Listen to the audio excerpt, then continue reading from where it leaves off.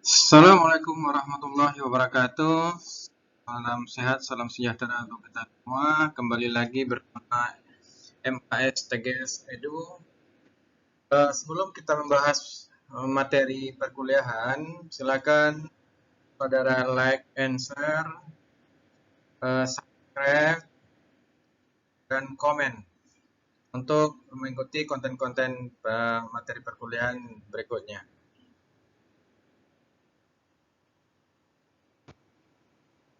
Oke, pada kesempatan kali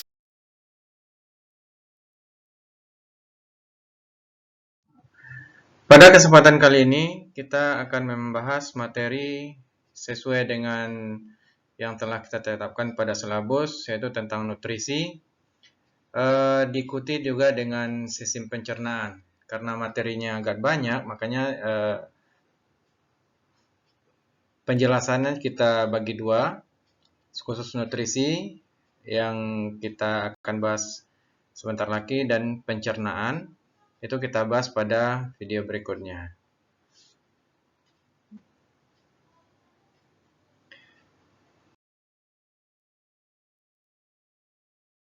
Oke,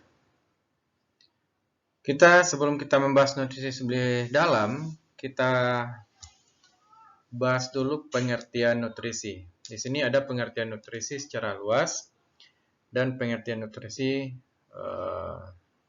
secara ringkas, dan apa bedanya dengan makanan.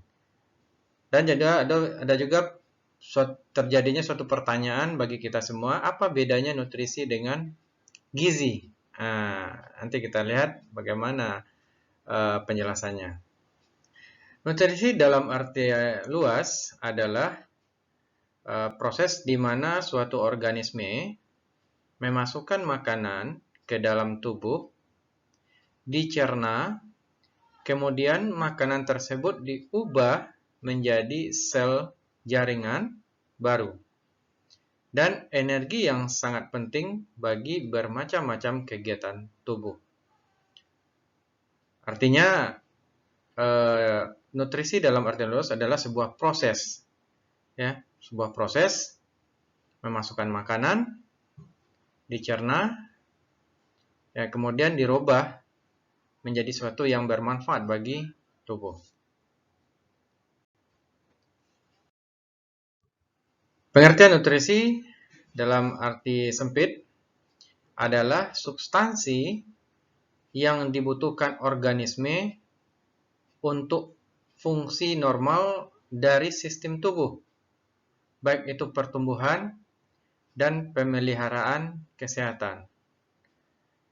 Dari sini dapat kita ambil kesimpulan bahwa antara nutrisi dan gizi itu boleh dikatakan sama, cuman penempatan katanya aja yang berbeda. Kapan kita gunakan kata nutrisi, kapan kita gunakan kata gizi. Dia sejalan tapi beda, kata maknanya sama. Selanjutnya ada makanan. Makanan adalah bahan biasanya berasal dari tumbuhan dan hewan, dimakan oleh makhluk hidup untuk memberikan tenaga atau nutrisi. Ketika kita makan, di dalamnya ada nutrisi, memberikan tenaga untuk kegiatan sehari-hari. Itulah pengertian antara nutrisi dan makanan. Bagaimana prosesnya? Itu kita lihat nanti di pembahasan sistem pencernaan.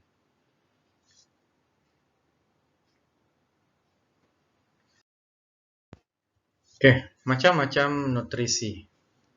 Secara umum, nutrisi yang dibutuhkan oleh tubuh dibagi menjadi dua bagian. Di antaranya ada yang sifatnya makro dan sifatnya mikro.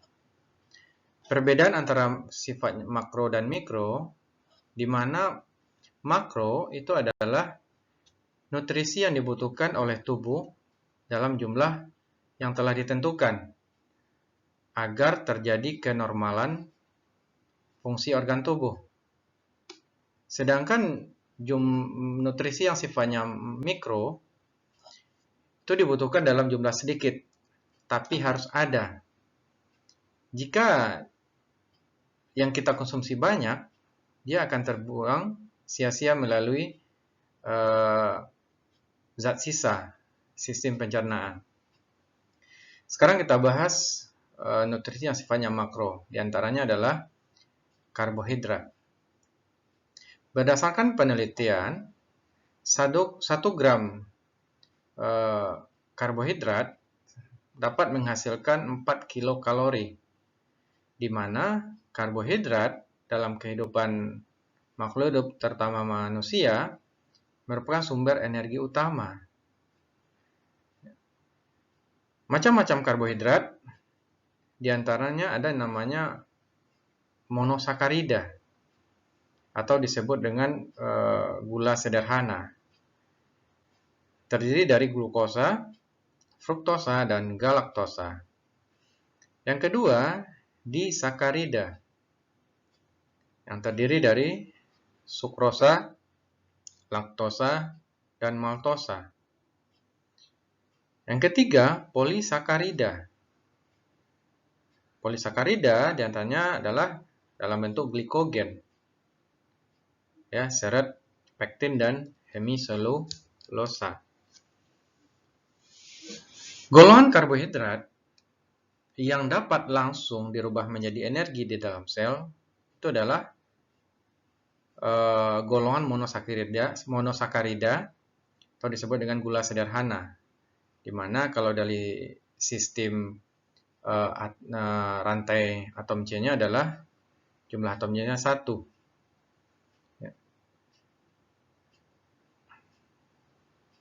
Ya, glikogen, nama lain dari glikogen adalah glukosa 6-fosfat. Ya. Glukosa 6-fosfat itu digunakan sebagai sumber energi utama saat kita kekurangan nutrisi. Yang salah satunya adalah saat puasa. Glikogen itu disimpan di dalam bawah kulit, ya, di bawah kulit. Terbentuknya glikogen adalah ketika glukosa di dalam tubuh kita berlebih, ya, tidak dirubah menjadi energi, maka glukosa berikatan dengan berubah bentuk menjadi glikogen, disimpan di bawah kulit.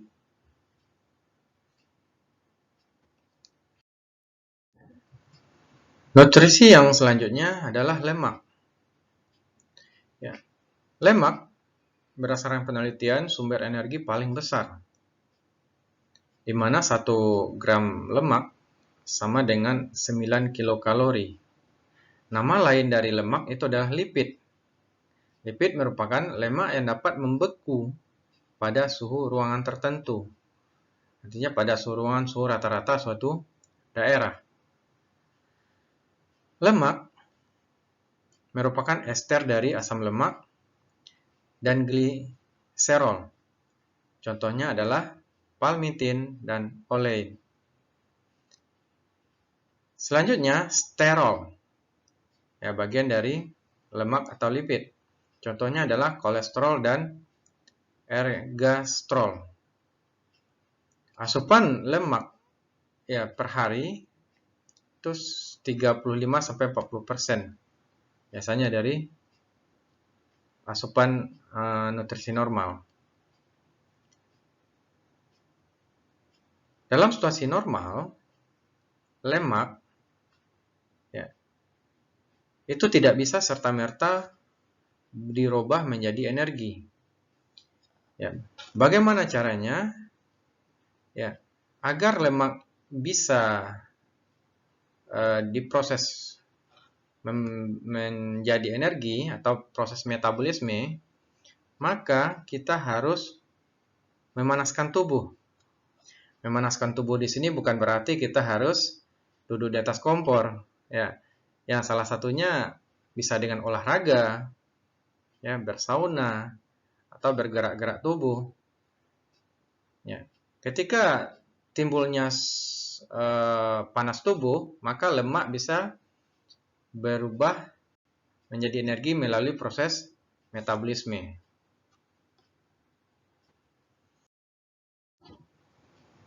Ya, nutrisi yang sifat mikro lainnya adalah protein.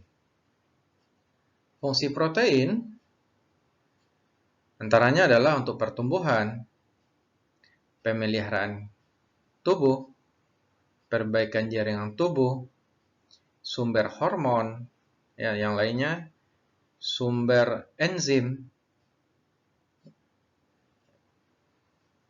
1 gram kilokalori, ya, 1 gram protein menghasilkan 4 kilokalori.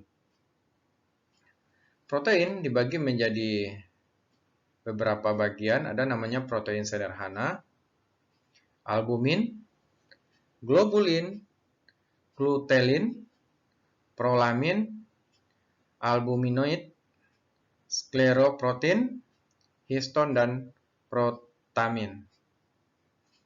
Ada juga protein konjugasi. Antaranya adalah protein yang berkombinasi dengan substansi lain. Di antaranya adalah nukleoprotein, hemoglobin, glukoprotein, lipoprotein, dan fosfoprotein. Selanjutnya, turunan protein, metaprotein, protease, dan pepton. Ya, di sini jelas ya, kalau namanya ada AC itu adalah enzim. Ada juga yang bersifat hormon. Ya, ada juga yang berkombinasi dengan yang lain, misalnya hemoglobin. Ya, hemoglobin itu berkombinasi dengan darah, penentu warna merah pada darah. Ketika protein kita cukup, ya, nutrisi cukup, ya, hemoglobin bisa menjadi agak kental, Hb. Ya, kalau glukoprotein itu adalah glukosa berkombinasi dengan protein. Ya, lipoprotein itu lipid dengan protein. Fosforprotein adalah fosfor dengan protein. Ya, selanjutnya kita masuk ke nutrisi yang sifatnya mikro. Adalah diantaranya vitamin. Vitamin kebutuhan tubuh itu jumlahnya sedikit tapi harus ada untuk pertahanan atau ketahanan tubuh dari serangan bakteri atau virus lainnya. Vitamin dibagi menjadi dua, ada yang larut dalam air dan ada larut dalam lemak. Kalau vitamin yang sifatnya larut dalam air itu adalah vitamin C dan B. Sedangkan vitamin yang larut dalam lemak itu ADEK atau disingkat dengan AD. Ya, ADEK, ADEK. Itu cara membedakan ya. Yang vitamin larut dalam lemak itulah ADEK, sedangkan yang larut dalam air itu adalah C dan B. Yang selanjutnya adalah mineral atau kita kenal garam mineral. Ya, elemen esensial non organik sebagai katalis dalam reaksi biokimia. Di antaranya adalah kalsium, magnesium, fosfor, dan lain-lainnya. Ini wajib ada. Ya. Ya. Mineral itu biasanya ditemukan pada cairan, bisa dari air mineral, air minum, air pegunungan, atau air yang ada di dalam buah, atau air yang ada cairan yang ada dalam sayur. Itu makanya ketika saudara masak sayur, ya, mineral yang ada di sayur itu, apalagi sayur berkuah, akan melebur atau tercampur dengan kuah. Kalau hanya makan sayurnya aja, mineral tidak kompleks yang kita dapatkan. Artinya apa? Ketika ada sayur, ya kita harus konsumsi dengan kuah sayurnya agar mineral yang ada di sayur itu kita dapatkan semua. Selanjutnya air. Air merupakan komponen kritis dalam tubuh. Ya, kenapa dikatakan komponen kritis? Penyusun tubuh kita itu berdasarkan penelitian 60-70% ya, dari seluruh berat badan terdiri dari air. Ya, ada juga yang mengatakan 70-80% itu terdiri dari zat cair. Ya, kurangnya 5% itu akan berdampak terhadap fungsionalis organ tubuh. Ya, bisa salah satunya menurunnya kadar imun sehingga bakteri dan virus mudah masuk. Contohnya apa? Ketika musim hujan, banyak yang diantara kita tuh mudah terserang flu, ya bersin, bahkan batuk. Kenapa? Ketika hari hujan, ya, keinginan untuk minum itu agak berkurang karena hari dingin. Dengan asumsi bahwa kalau banyak minum ketika hari hujan, ya kita sering buang air. Padahal dalam keadaan normal, baik hujan maupun panas, tubuh kita secara normal butuh 2 liter air setiap hari. Mau hujan, ya, mau panas. Kalau panas itu bahkan lebih. Karena metabolisme kita menjadi meningkat sehingga zat cair untuk keseimbangan tubuh keluar melalui keringat. Kalau pada hari hujan itu keluar melalui urin.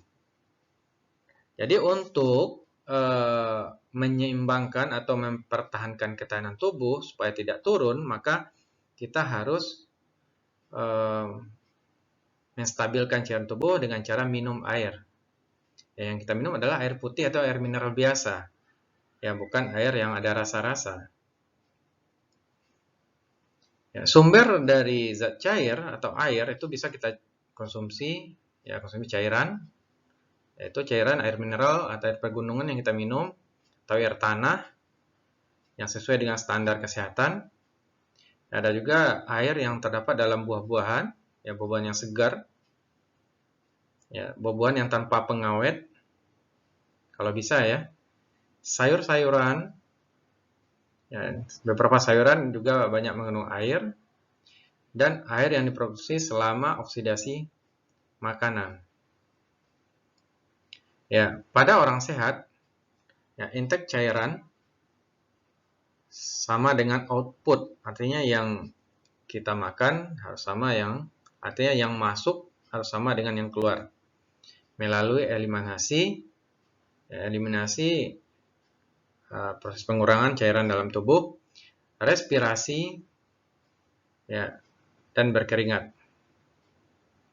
Bisa jadi eliminasi melalui urin, ya, eliminasi melalui uap air, ya, respirasi, dan berkeringat. Selanjutnya fungsi makanan. Ya, secara tidak langsung kita semua sudah tahu ya fungsi dari makanan. Contohnya apa? Coba kita tidak makan dalam satu hari, apa yang terjadi? Pasti lemas. Ya, pasti lemas. Di antaranya fungsi makanan itu adalah memberi tenaga ya pada tubuh makhluk hidup sehingga dapat melakukan aktivitas sehari-hari. Yang kedua, sumber pengatur dan pelindung tubuh terhadap penyakit. Yang ketiga, sumber pembangun tubuh baik untuk pertumbuhan maupun perbaikan. Yang keempat, sebagai sumber bahan pengganti sel-sel yang sudah tua. Setiap hari, setiap detik, sel kita itu ada yang berubah. Ada yang akibat yang sudah tua dan diperbaharui agar terjadi keseimbangan. Yang kelima, mengatur metabolisme tubuh. Yang keenam, mengatur keseimbangan tubuh, baik itu keseimbangan air, keseimbangan asam basa, keseimbangan mineral dalam cairan tubuh. Oke, demikian